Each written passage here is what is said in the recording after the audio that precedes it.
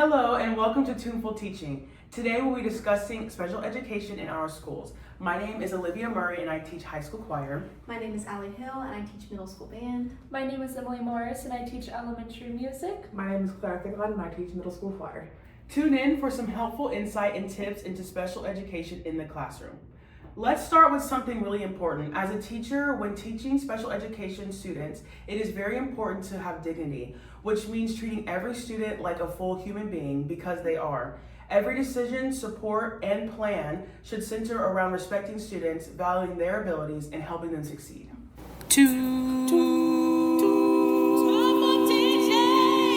Now, what can our schools do and what can't they do when it comes to special education? One common misconception is that schools can diagnose students with disabilities, but when in actuality it is quite the opposite.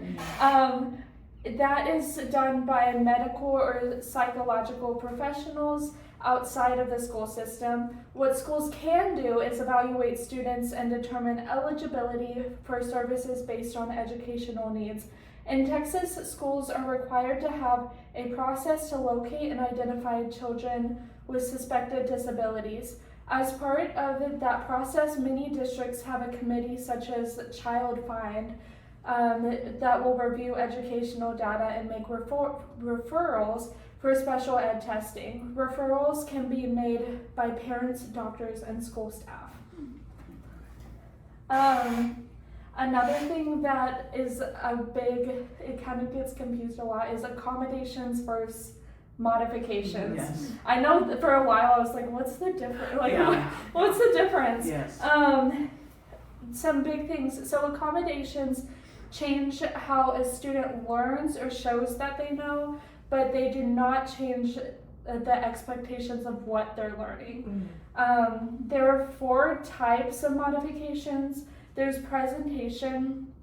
One thing I do in my classroom is I have a student with dyslexia, and what I'll do is he learns the same music, but I'll have the sheet music, the different notes will be different colors.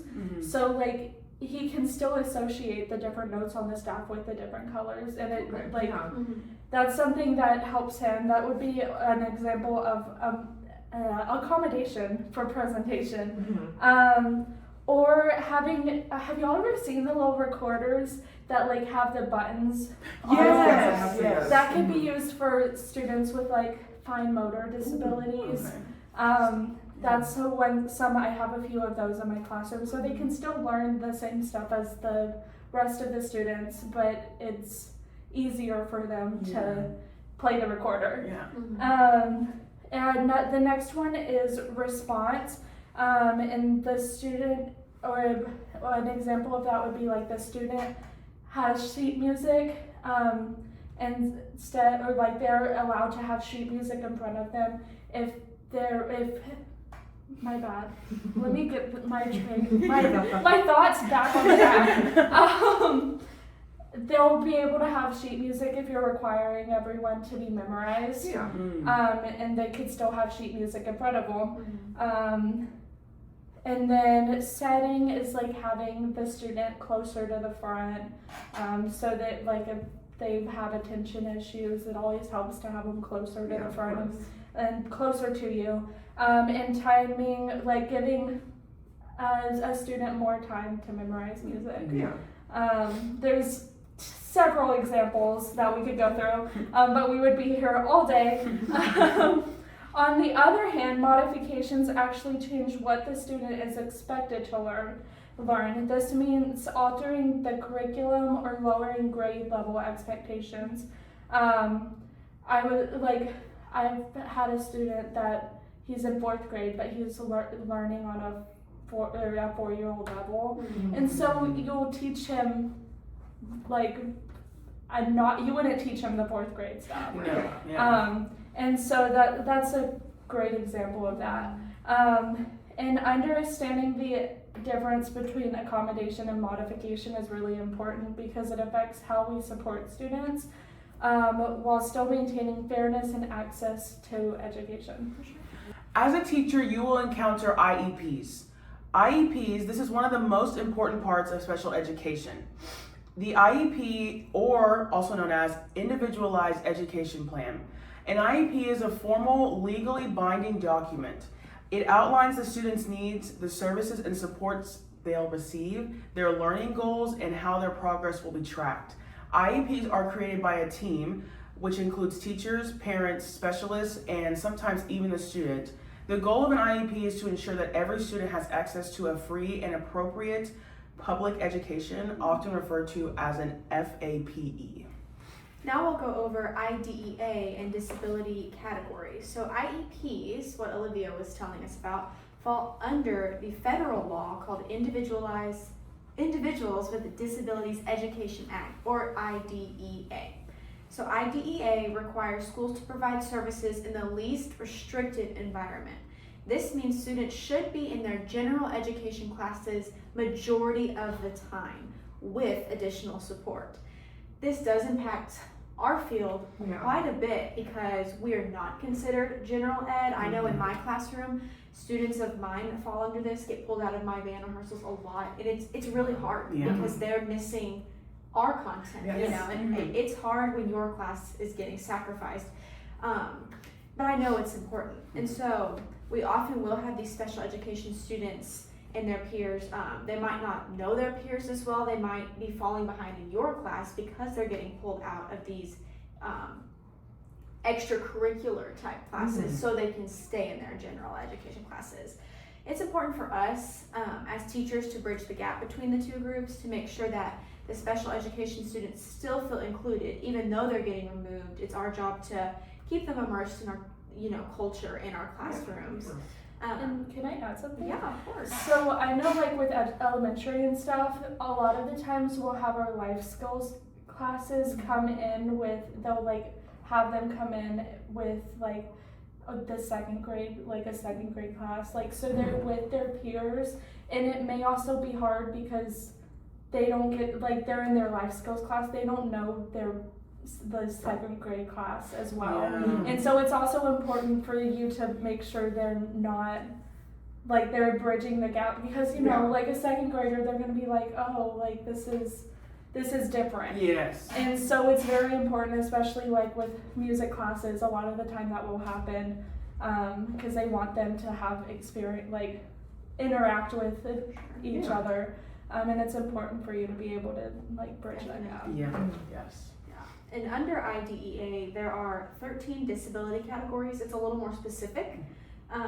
Some of these include autism, deafness or hearing impairment, emotional disturbance, intellectual disability, speech or language impairment, traumatic brain injury, visual impairment, and this also includes blindness. One category teachers will hear a lot about is specific learning disability, or SLD. We love our acronyms. Yes. This includes challenges with things like reading, dyslexia, writing, dysgraphia, math, dyscalculia. These we'll see a lot more common in the classroom, maybe not in our specific area in music, but if a student, for example, has dyslexia, like you were talking about with reading the music, that makes it hard for them. So we will have to combat that as well. And interestingly enough, ADHD does not fall under SLD, specific learning disabilities. It's usually categorized under other health impairment, or OHI, which is something important to know. Okay. Coming back to IEPs, there are special factors you consider in IEPs. When creating an IEP, teams are required to consider 5 special factors. One of them being behavior, limited English proficiency, blindness or visual impairment, communication needs, including deafness, and assistive technology. These factors ensure that the plan is truly individualized and meets the student's full range of needs. Another thing you will come across is 504 plans, which is very common. A lot of people have these or have friends, whatever, who have 504 plans. Because every student doesn't qualify for an IEP, 504 plans exist. Which 504 plans, it comes from the section 504 of the Rehabilitation Act of 1973, which is a civil rights law. It prevents discrimination against individuals with disabilities. 504 plans allow accommodations, but not modifications, as we were talking about earlier. These plans often include accommodations like testing in a quiet space, frequent check-ins from teachers, providing lesson outlines or notes, and other things. So while IEPs are more intensive and instruction focused, 504 plans are about access and removing barriers. And this is a little fun fact. 504s, you can have them for college. So if there's any college kids listening, you can have it for college. You can't have IEPs in college, but you can have 504s. Right, it protects you through your whole life. Yes. Yeah. Oh. So that's kind of that's another difference between IEPs and 504s.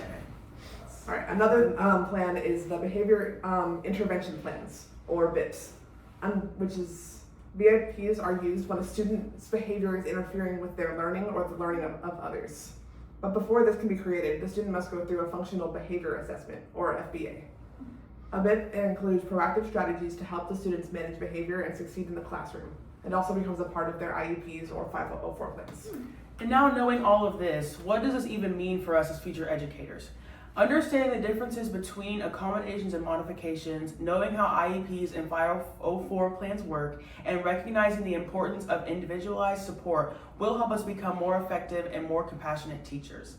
I would say join us next time, but this is our last episode. So thank you all for tuning in, and we will see you next time. Bye. We won't see you next time. Oh. Or not.